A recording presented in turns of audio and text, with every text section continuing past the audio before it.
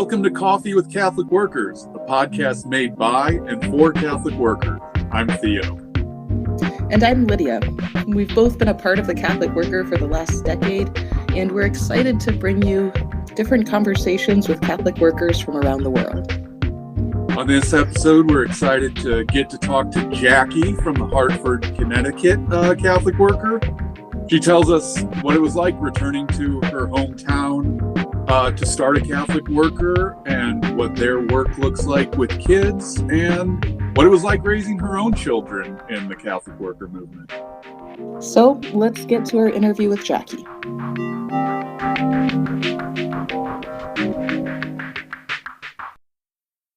Jackie, welcome to Coffee with Catholic Workers. Thanks for joining us. We usually start the episode with asking folks about their Catholic worker journey. How did you find the movement? How did you become the Catholic worker you are today? Sure. I think I came a little bit off from the side of the Catholic worker. My mom was a peace activist, and she was a World War II Army nurse vet and very active in the peace movement. So I was part of the anti-nuclear movement and met the Berrigans at a very young age and was mentored by them. And the first time I got arrested at Electric Boat and non-cooperated and went to jail, I think I was 20. And I met these amazing women from the New York Worker. And I was like, Catholic worker, what? I had never heard. I went to Catholic school for, 12 years and had never heard of the Catholic worker, which I think is a scandal. But I was totally fascinated by the story of what they did. And then as being part of a couple of Plowshares trials, I traveled a lot up and down the East Coast. So I visited Dorothy Day House, the New York House a bunch of times, made friends with Scott and Claire Schaefer Duffy, and so was introduced to Catholic workers that had kids, which was kind of rare back in the 80s. That was kind of a new thing. So I think I came into it that way. Chris and I met Chris in Worcester. I was doing support for Anza's Plowshares in Syracuse. I was living in Hartford, working at a women's shelter and taking art classes in Worcester, this crazy triangle of life. And the Catholic workers in Worcester introduced me to Chris. That was a kind of funny story. I got a speeding ticket because I had Jonah House's old 1968 Volvo caboose that couldn't go over 55, but I got a speeding ticket on the Mass Pike driving from Syracuse to Worcester, and I was so bummed. And Scott said, "Oh, don't worry about it. When you're done with your class, I'll come pick you up with a car full of people, and you can pick, you could pick a partner," or some joke like that. And it was great because it was a married couple to a gay couple, and then Chris. And we ended up talking the whole night. That was like our first date was like all about doing billboards and war resisting and all that good stuff. So it was pretty funny. But then when we got married, we lived at the Worcester Catholic Worker for a couple of months. And then we had been meeting and talking with David O'Brien, who's a Holy Cross Catholic theologian that's sort of been a great inspiration to all the Catholic workers that came out of Holy Cross College. I think you might have met him up at the reunion at Holy Cross. But he and his wife, Joanne, encouraged us to go back to Hartford and start a worker there. He said, hey, there's plenty of Catholic workers in Worcester, but there's none in Hartford. So we really took that to heart, and we went to Hartford and started the worker. So that sounds so easy and logical. Like you met Catholic workers, you became a Catholic worker, and then bam, you started one. What was that process like to sort of found a new worker? It was pretty crazy because the day we quit our full-time jobs in Worcester to move to Hartford to start looking for a house, we found out we were pregnant. So we had a big oh my God, what the hell are we doing? And we had to talk about, okay, we're not going to have health insurance. We're not going to have, but we kind of said, if we don't do this now, we'll never do it. Because once you have kids and you have jobs and insurance and all that stuff, I think it's a really hard thing to let go of that. But we didn't. So we said it's kind of now or never. So we moved in with my family in Hartford. I'm from Hartford. And we met with 10 or 11 people over the course of a year. And we used some of the materials that the Quakers used down in Central America for doing small Christian community development. And We read lots of books, Catholic worker books. And at the end of the year, there were 10 or 11 people. The only person, everyone else decided not to move in. The only person that moved in with us was the one person who had said at the beginning that they were sort of like a hermit and they didn't really want to live in the community. And that was Brian Kavanaugh, who's our amazing in-house artist. And Brian didn't really, he said, I don't really like, I'm not really great with kids, which is funny because our whole ministry is children. So it was kind of a scary, hard thing. And then I almost died when I had the baby. And it was crazy. We also were looking at houses, and we had put in for a mortgage on a house that was like $150,000. And I think we had like $5,000, some of which was wedding gift money. But it went to auction, and somebody bought it for 60, and then that fell through. But we had written begging letters to all the real estate places and banks, and they called us one day to tell us, hey, that fell through. Would you guys want it for $10,000? And we said, well, okay, we have five. They ended up giving us the house for like $10,000. They waived all the closing costs. So the way we got our house was a total miracle too. So I think as it was hard, hard choices and hard steps, but every step we took was, we sort of realized that, okay, the Holy Spirit must want this to happen because good things would happen. So, and we have amazing extended community. Even though people didn't move in with us, our Catholic worker has incredible support community that to this day that, we couldn't do without them. So that helped make it easier as well. And I had worked at a woman's shelter for 10 years in the neighborhood, like across the street from where our house is. I had worked there for years and really struggled with the rules and the way people were sort of homeless or unhoused people were sort of dehumanized, or almost like it was jail. Some people walked around with the keys hanging off there. And because I had been in jail, I just felt like I couldn't. It was very hard. That was very hard for me. So I think, when we first started, we all had to have jobs to support the house, and it took years for our newsletter to build up support. So there was a lot of processing together and struggles, and it's not easy to live with people. So we all drove each other crazy. We still do, to be honest, after 30 years, we all still drive each other crazy. But yeah, I don't want to make it sound easy because it was hard at the beginning, super hard. And it's still hard, to be honest. I'm telling the truth. It ain't easy. So what is your worker like? Could you describe a little bit of what it's like? Who lives there? What are the things that you do? Sure. I mean, it's evolved over time. I think when we first started, we thought we would do a homeless hospitality for unhoused people and for people in our neighborhood but as time went on, Hartford has a pretty decent shelter system. Now, in the last 5 or 6 years, it's been crazy. I mean, the number of people that have nowhere to live has been crazy. But when we first started, we had a kid ourselves and we had a couple of dogs. So we found kids in the neighborhood kind of gravitating to our house. And that became, over the years, we did a food co-op and we gave out furniture. We filled up our house with donated furniture, and then people kept calling and saying, oh, we have furniture. So for a while, we had a furniture pantry. We had a food cooperative. We gave out soup and made foods. And then as time went on, we had a second house was offered to us. Our neighbor was very old and falling. So we called the landlord to talk to her. And she was the first person of color that was able to own property in the North End. And she was very elderly. And she said, if you guys pay off the back porch loan, I'll give you the house for that. Because she was supposed to have repairs done and the person scammed her. So that's how we ended up getting our second house. And then we really intentionally started to grow our after school and Saturday, mentoring and art and sports program, in particular, because right around that time, one of our kids, neighborhood kids that had gotten to be 14 or 15, a lot of times when the kids got to that age, they'd split. And then sometimes we would lose them to the gangs. And one of our kids that we really loved was in a gang and was shot and killed. And that really made us reevaluate how we were doing our work.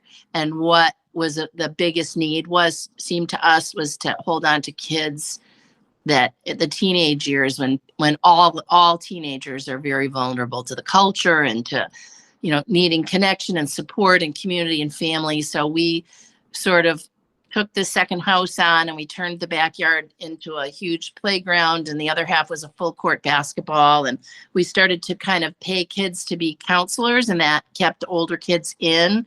And that evolved into a beautiful thing where the older kids mentor the younger kids.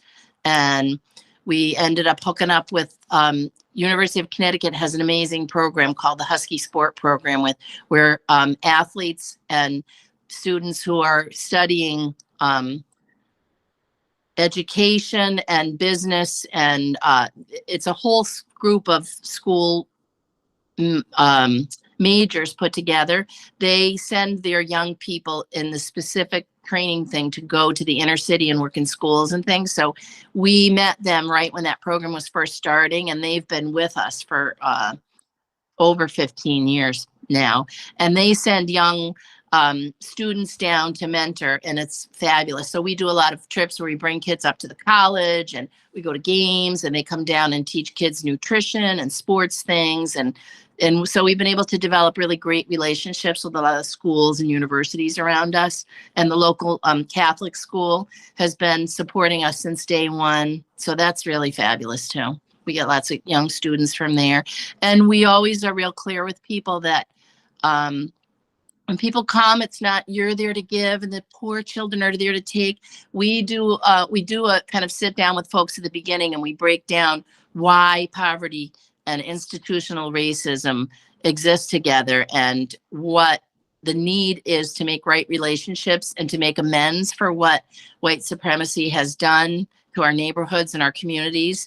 So it's really important for people to know you're here to build right relationships. You're not here to give to kids. You get as much as you give. And you're not whole, because Hartford in particular is this crazy place where Hartford, like 5 blocks from the north end of Hartford, which is per capita the 3rd poorest city in the nation. Connecticut is, I think, the 2nd richest state, but 5 blocks from the ghetto are these huge mansions. And the juxtaposition of wealth and then complete ghetto segregation is rather incredible. There are no white people that live in our, when we first moved there, people thought I was a nun. They thought Chris was a cop because we had a German Shepherd dog. I mean, it's really very incredible. And it's not that different now. It hasn't changed in 30 years. So another big thing we do is we try to bring people in to break down that apartheid thing, and to make the poor not be an anonymous thing, but people who are in the states they're in because of the way we live, and what, the way we were ready to pay $114 billion over the next 10 years for 14 new Trident submarines. Columbia, they're called, but they have Trident missiles. So we do a lot of things like teach people about Dorothy Day, and the Catholic worker is not just about doing good. It's about addressing the causes. Working for justice means addressing the causes that make it necessary to have charity. So we teach the kids conflict resolution and nonviolence, but we also do that at Electric Boat and at protests. We work with Black Lives Matters and Moral Monday. We're, trying to support the indigenous people near us with some land remediation stuff. And that's kind of, this holistic look at building the beloved community and what it looks like. I think our community is really awesome because we do a great job of that. When you look around our house on a Saturday, you see old and young, you see, gay and straight, you see neurodivergent and genius people, and you see black, white, brown. We have so much variety, and we tell people that's what the kingdom of God looks like. And when you're in communities that don't have that, you are the ones that are needy. You are the ones that are living with a loss, and you need to be made whole. So you're coming here, that's what you get. Does that make sense? Now I feel like I was blabbing too much. Next question. Don't get me going. No, it sounds like you do all kinds of great clarification of thought. That's just really integrated into the everyday work that you're doing there. That must be why we're so tired. Can you speak a little bit more about what what are these systems that make the charity necessary, and what, as Catholic workers, are you doing about it? And you've mentioned electric boat a couple times, and I don't know what that is, and probably a lot of other people don't know what that is too. So Electric Boat is part of General Dynamics, which is one of the biggest military contractors in the country. And it's located in Connecticut, and they have been building submarines since the Nautilus in the 1950s. And today, this past year, they were given a contract, $114 billion over 10 years to build 12 additional Columbia submarines. We have 14 already. One of them, at least one of them that we know of, is right out by, was sent when stuff began happening in Gaza.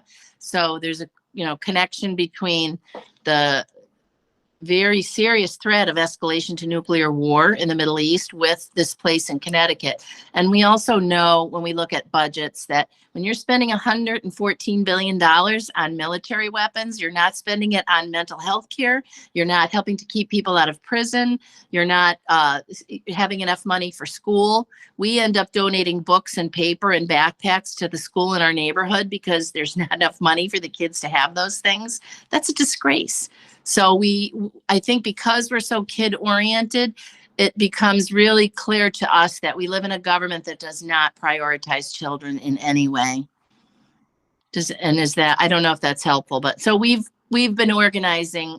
I've been organizing since I was 20 at Electric Boat, and our community is very invested. And we had an action in, now I don't remember what date it was. It seems like it was yesterday. I think it was December. We did something where we shut down both the gates at Electric Boat and did a blockade. And then we're doing another one sometime in March. So we're just kind of keep the pressure on and educate people about why we don't have the things we need in this country. And you can't do, and also about how much money is being made by people in the military industrial complex.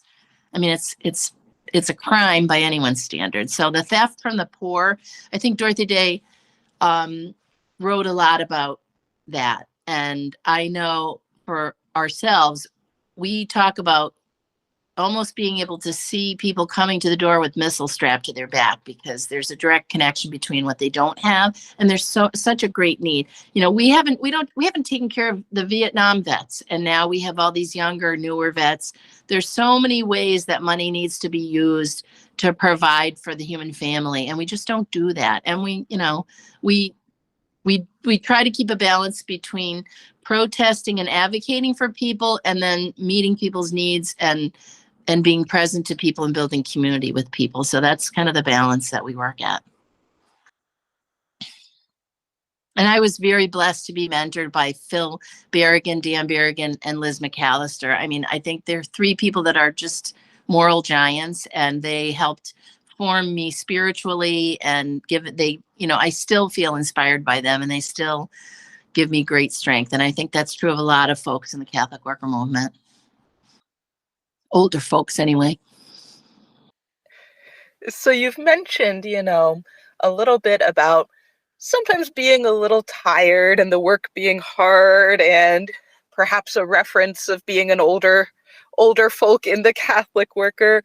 What is it that keeps you going, that helps you still be at this work years later? I think I was really blessed to have a big, generous heart, and I really love the kids in our community. I really love the young people we're also really lucky in our community. We, kids would start coming when they're 5 years old, and we have people that are either live with us or in our extended community. They're 40 years old and they still come and live with us and do the work and help us out. And to me, that's really incredible. I think we're probably one of the only Catholic workers that has that experience. That gives me a lot of hope. And I feel like, I don't know, I guess I feel like living, it is exhausting, but it's also very life-giving to be part of work that you're trying to make a space for people to be able to do good. That's the whole gist of the Catholic worker. And there's lots of joy and happiness and beauty and peacefulness that kind of can balance out the craziness. I have to get better myself at figuring some of that out. So, but I mean, that's everybody's spiritual search. How do you balance yourself out? So I've been trying really hard in the last couple of years. I took a course through the Center for Prophetic Imagination to do spiritual direction for social transformation. And that helped me immensely be able to work on my own stuff and work on healing my own stuff, which is a real benefit of when you live in community. The healthier people are about doing their own work, the better the whole community works. So you really need a good balance. If you're going to live in a Catholic worker house, it's important to work on your own stuff. Otherwise, you're projecting it on other people, and then that causes a lot of friction. So I try to do contemplative prayer and be quiet because I have a big mouth and I'm around people all the time and I talk all the time. But really, I recharge by myself. I realize I seem extroverted, but I think I'm an introvert. So I really spend some quality time every morning, either with my sister Teresa or by myself, just doing silence for 25 minutes every day. I love art. I do a lot of art. Art gives me hope with the kids. They are amazing artists. And doing art with kids, when I was in high school, I wanted to be an art therapist, but I never ended up doing that. But I feel like I do that all the time. Doing art with kids is wonderful. They're so funny and their art is beautiful. And I also do a lot of banner making and puppet making and stuff for protests. And I find that really enlivening and hopeful. And I'm really hopeful about young people. I feel like in this country, I think things are turning around, partly because, you know, the corporations have so taken over the government and they're so greedy. They've pretty much eliminated a lot of middle class benefits. So there's a lot more people without, and they're not buying into the capitalist big dream.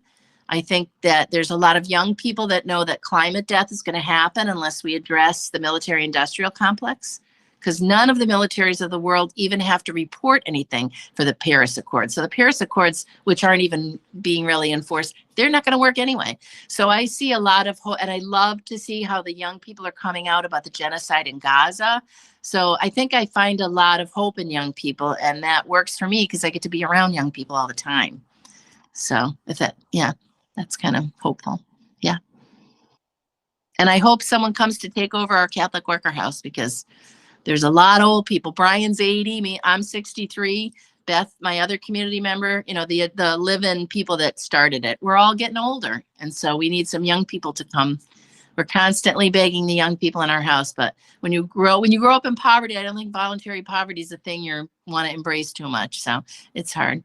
But it's great because they all stick around. Even if they don't stay Catholic workers forever and they go and get jobs and do other fabulous things, they still stick around and help and support us. So that's very beautiful.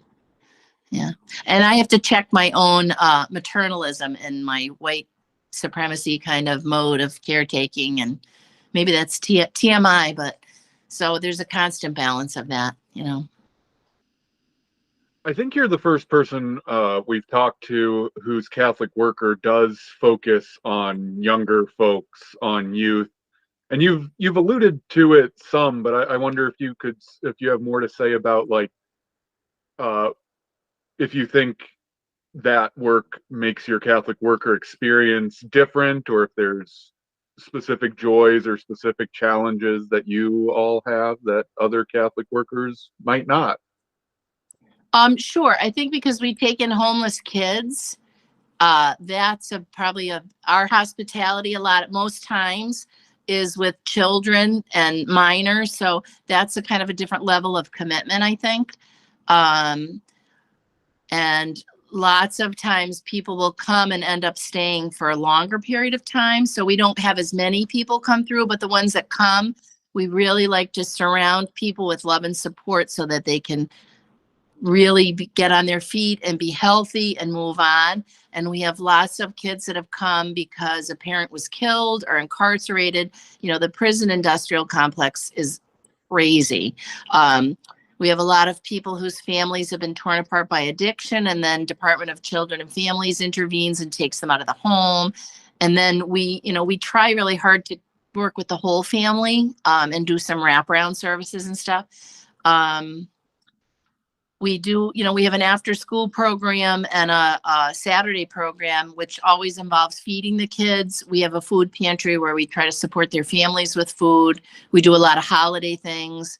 We do Easter, Easter and Christmas, we have a huge Christmas party, and we do food deliveries for Easter and Christmas, Thanksgiving, give out like 200 family baskets with turkeys and stuff. And then we run a summer peace camp in Voluntown, which is our sister community, Voluntown Peace Trust.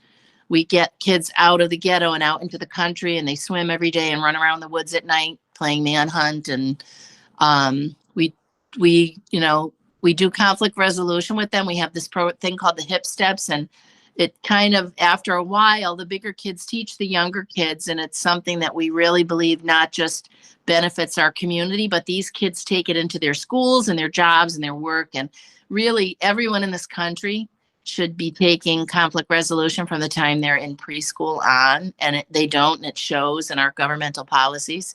But I don't know. Did I answer that question? Did I stray? I have we're just some Catholic workers talking over a cup of coffee. If we answer the question or not, that it's only so important. All right. There is a lot of joy, and it's a lot of hard work, and sometimes it's brutal and difficult, and kids that have been abused and grown up around addiction don't have the best coping skills, and that can wear you out. But in a lot of ways, we're really blessed, and we get lots of support from our bigger community, and so that's a good thing. Like, we have neighborhood women that come and cook that have been cooking with us for 20 years, and they're like everybody's mom. Miss Edna tells you pull your pants up and do this and that, you're going to do it. And what was it like raising your own kids around this too? We get a lot, or I come across a lot of folks who wonder about like being a parent and being a Catholic worker, and what was that experience like? And again, it might be different than a lot of Catholic worker kids' experiences being around other kids, Yeah. Well, I mean, in some ways, I'm sure it was good because we were both home and with them all the time, and everything we did was kid oriented. But in some ways, I think it was brutally hard. They were constantly having to share their parents with a million other kids who seemed needier, or, I think that was kind of hard. But, like anybody's, all kids are different. So Eamon ended up being okay, and he's still living and running the worker with us. And Micah chose not to do that. Micah chose to have a different life, and we totally respect that. It wasn't an easy life. Not only did we do Catholic worker, but my husband, Chris, was part of Voices in the Wilderness and went to Iraq during the Iraq War. He traveled to Iraq a lot and was gone a lot, and Palestine and other places. He brought kids home, that a little girl with a bullet in her head and a little boy whose brother had been killed in Iraq and had half of his hand blown off, and he had depleted uranium metal embedded in his body. So my kids were exposed to a lot of things that other kids don't see. And one of my kids is super sensitive, and I think that was kind of brutal for him, and we didn't really realize it at the time, but it was probably very, very hard. But in other ways, they're amazing. They're both amazing human beings. I remember when Micah was like maybe 18, and he was giving somebody rides all the time. And I said to him, I hope you're getting gas money for that. And he said, or maybe he was only 17. And he said, Ma, I think I can use my white privilege to give somebody a ride in my car. And I was like, damn, not bad. Doing something right. But yeah, I mean, I don't think Catholic worker life for kids is easy. And I wished I maybe should have been more mindful of that when they were younger and cut back a little bit, but they're both amazing human beings. So, and when I look at my own life, my mom, I came from a family of 10 kids, and my dad died very slowly over 4 years, very ill, and died at home. And that was hard. So I think lots of people have a really hard life, and my kids were no exception. And I was no exception. So I guess that's sometimes going through hard stuff is what builds character and makes you a better person. But I would love to see them talk about that sometime. So, yeah, they'd probably have a lot more to say about it.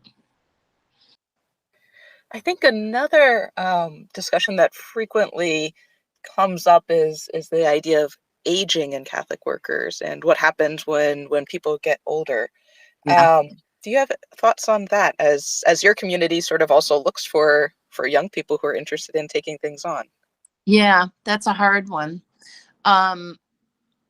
I think it's really hard for Catholic workers too. Like the first 15 years, we never paid ourselves, but when Chris started going to Iraq, the IRS went after him and they tried to say that all our donations were, so we had to become a nonprofit. We didn't want to do that.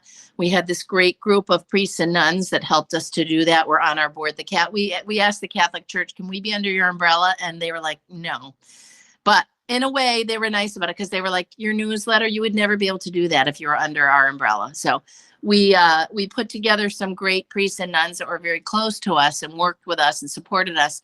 And they were very funny because the minute we set up the board, they said, you all have to give yourself some kind of income so you have Social Security, because we know from experience when you haven't done that, when you're 70, you're going to be in trouble. So we did do that.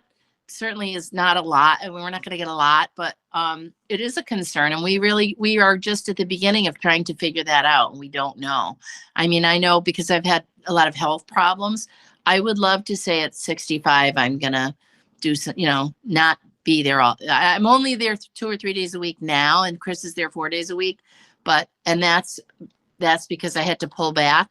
But we really, like I said, if young people came and wanted to take over our ministry, we would do it side by side with them for a couple of years, but then it would be great to be able to turn that over. And we've talked about different ways that could happen. It could be a Catholic worker people that wanted to do that, or it could be our son Eamon with the younger people in the community, or it could be Husky Sport Program that doesn't have a place to work, live set up in Hartford. We don't know what's going to happen. We're open to the Holy Spirit, and we're open to it not being what it is right now. I think it's unreasonable to think anybody's going to be as crazy as we are with all the different stuff we do. But so there'll have to be some letting go. And it might not, I know, is it the Detroit Catholic worker that just closed after many years? I was really reading that with a really heavy heart because we really don't know. We're just at the beginning. My husband's 6 years younger than me.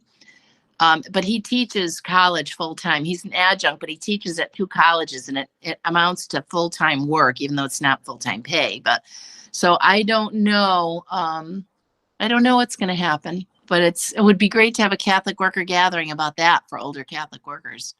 I don't know how other people solve that or figure that out, but that's something that probably needs to happen. Yeah, I mean, Brian's 80 and he still is with us, and he still helps around the house and stuff, but I don't know what other communities do for older people. I mean, I don't know how that works. That's something people haven't talked about. So it's a really very good question. I am open to anything the Holy Spirit or any other Catholic workers want to share wisdom-wise. That would be a good podcast to get some of the older folks. And one of the reasons I wanted to pull back a little bit and not be there all the time is that if we don't do that, then who can come forward and who can come into that space when it's already, so. Yeah, it is interesting to look at the struggle that so many houses have. There's like this dual piece of aging, of can the house continue? And then also like what happens to the individuals. And it seems like it's often a struggle in both ways. Of many houses seem to shut down after founders leave, or sometimes shortly soon after. That seems to be more the rule than the exception. And it does seem like there are more and more younger Catholic workers who do have that concern of, okay, getting older, is it sort of relying on family members to take care of a person? And if somebody doesn't have that, what happens then? And that one of the reasons I took the spiritual direction course is I thought maybe that's a way that I can earn money when I'm too old to be at the worker, Mm-hmm. It is a mystery though. Yeah. And it would be a good thing to talk about at Catholic worker gatherings too, maybe have a session on it. Yeah, I mean, my impression of it all is that there are more questions than answers about all of these things, and there are a lot of people asking it, but not a lot of good solutions quite yet. Yeah. It does seem to me that there are. It actually would be good to. I mean, this would be impossible to do, but to get a better sense of how many people do work in the Catholic worker, like employed jobs? Because I do think that there are significantly more people who have employment and will later get Social Security than maybe at first appearances seem.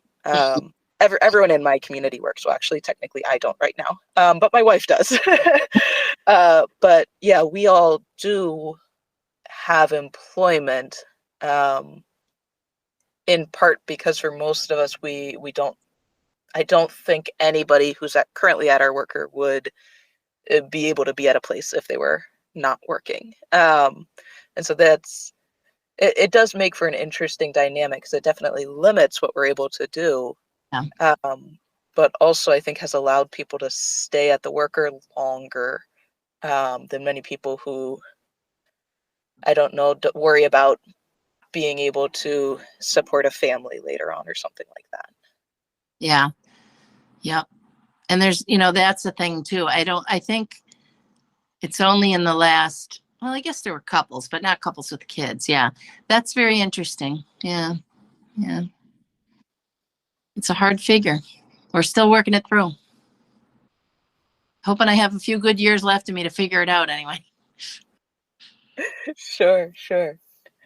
Well, are there other things that you'd like to share that we haven't asked about yet? Things that we should hear about?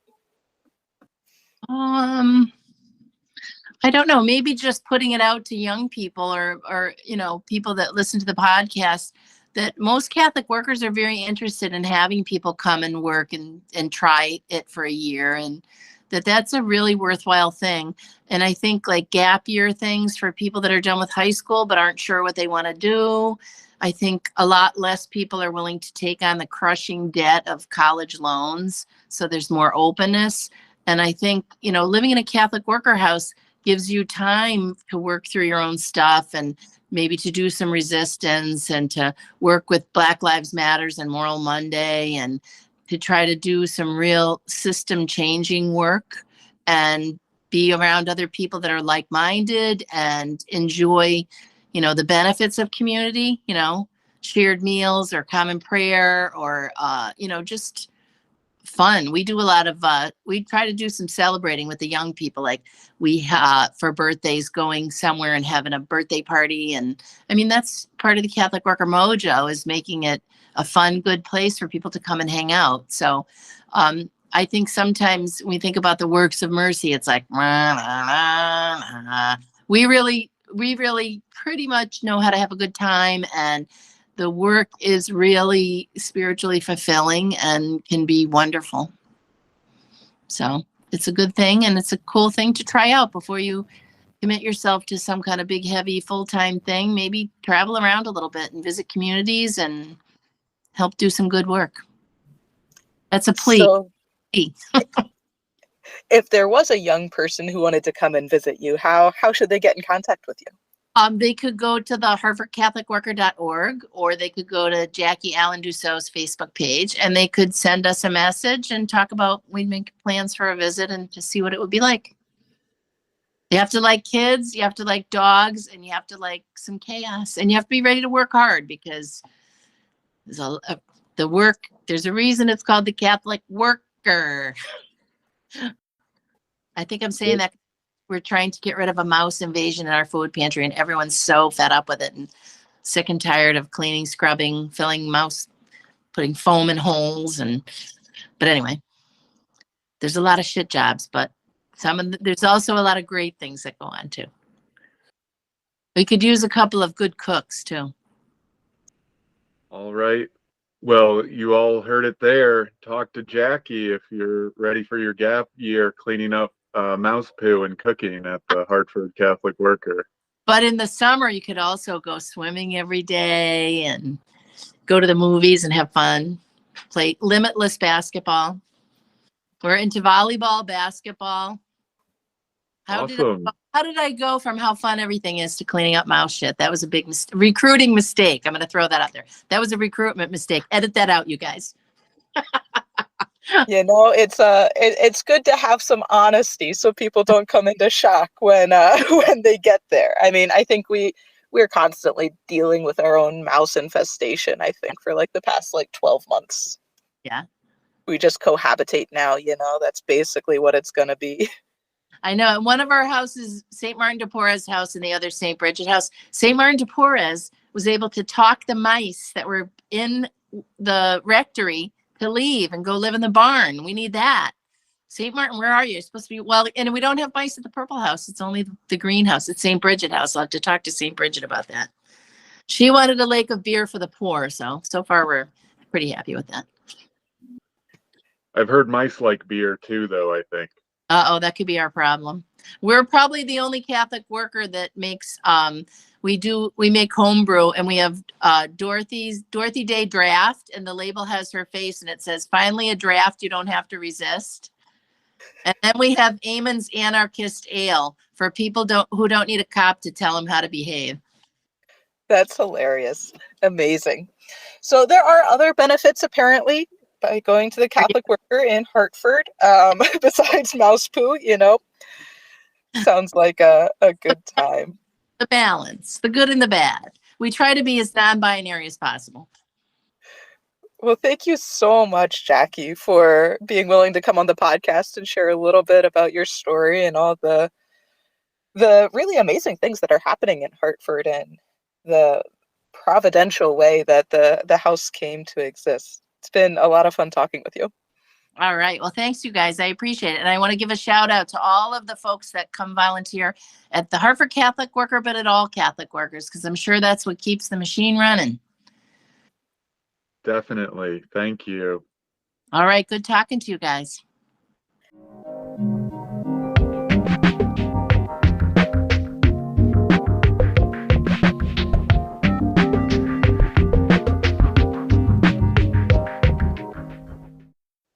All right. Thanks again to Jackie for being willing to interview with us.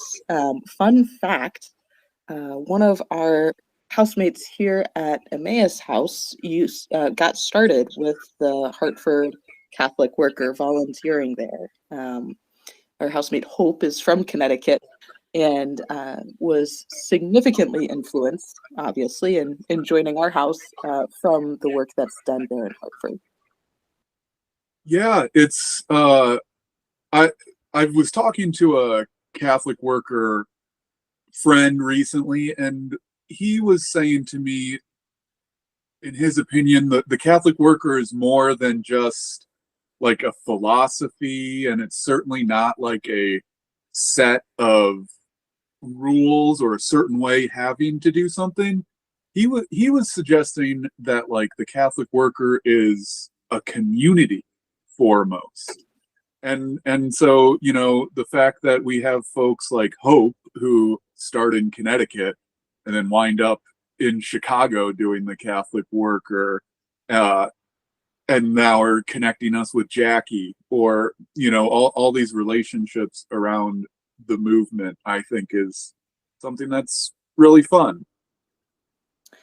Yeah. And there's this ways in which, I don't know, having such a community, I think, builds with ideas and inspiration, and in many ways being able to hold each other accountable for the work that we're doing.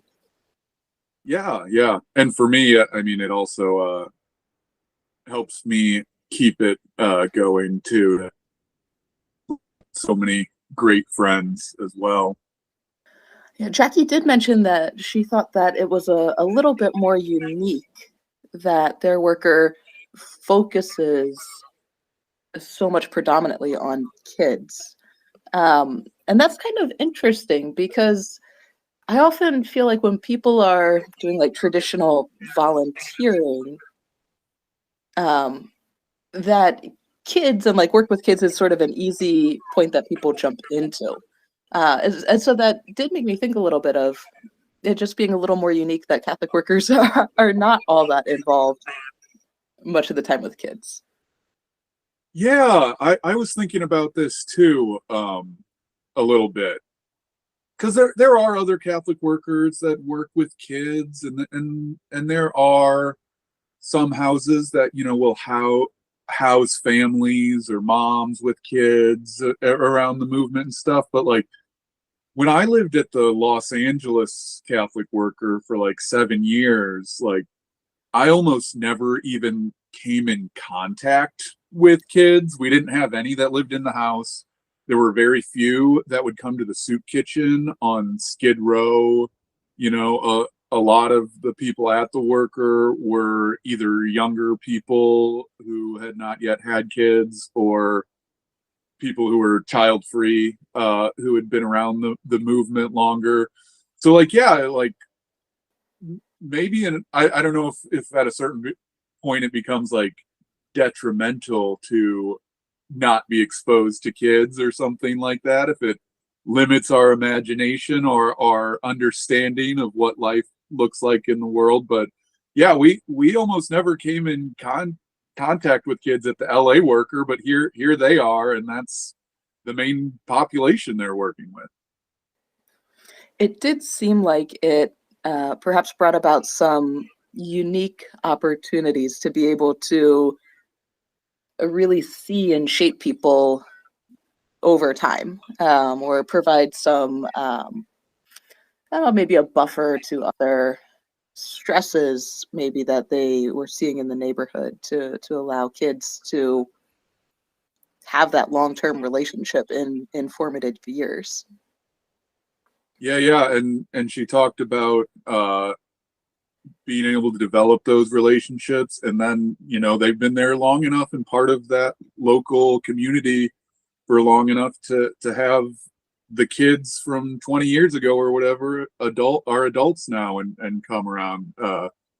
That must be something to see, something to experience, to have that kind of long standing and relationship building in one neighborhood. Yeah, the other thing that I think was very interesting that we touched on a little bit in the conversation was this idea of like succession planning within the Catholic worker, of what do you do when the people who have predominantly been running a house or running the initiatives are no longer interested or able, or need to, whatever reason, phase out of it. And I think that's a really difficult thing, because if you look at what they're doing, they're pouring so much of their lives into it. It's hard to find. I think it's very intimidating for someone to move in and to think about trying to do those things. It is difficult. I mean, this is something that comes up, around the movement again and again. How do you do it well? How much new ideas is too much new ideas for the older folks? How much things need to stay the same is too much things staying the same for the newer folks? It's difficult, and then sometimes a lot of our Catholic worker identity is involved in the work that we do, and what do we do when we can't physically can't do that work anymore, and how do we understand our value to the community in that scenario? And it's a huge question. It keeps getting asked. I don't know that anyone's come up with a good solution, but we need to keep talking about it, I guess. Yeah. Is it something that you all have talked about in planning your future worker, of like what will happen when you're all old, or if in 5 or 10 years people are transitioning to something else? It is not something we've really sat down and figured out as we're getting the St. Louis Catholic worker going. Right now, just the questions of getting going feel big enough and busy enough. Where are we going to have this Catholic worker? Being primary on our mind. But we've been visioning a St. Louis Catholic worker for a little more than a year now, and as I've traveled, I've asked friends now and again, like, what advice do you have to somebody starting a new worker? You've been doing this for 15 years. You've been doing this for 20 years at a place. And that is one of the things that some people have thought about. Some is like, when we were starting, we didn't have a vision for that. And now that we're here 20 years later and have grandkids and stuff, like we're trying to play catch up. So I think we hope to talk to figure some of that out, or at least come to like common goals. But yeah, I mean, in the day-to-day Catholic worker life, it's just easy to put that kind of thing on the back burner when you're busy doing the works of mercy and everything else too. Yeah, definitely right. There's always so much to think about, so many more conversations to have, and hopefully we'll keep having them here on this podcast. But for now, that wraps up another episode of Coffee with Catholic Workers. If you want to reach out to us with comments, suggestions, clarification of thought, you can email us at coffeewithcatholicworkers@gmail.com. We want to thank our Catholic worker audio engineer, Chris, as well as David Hayes for our music, Becky McIntyre for our graphic. Thanks again for joining us for another episode of Coffee with Catholic Workers. We hope today's conversation was enlightening, and maybe even that you're encouraged to go out and help build a world where it's easier to be good.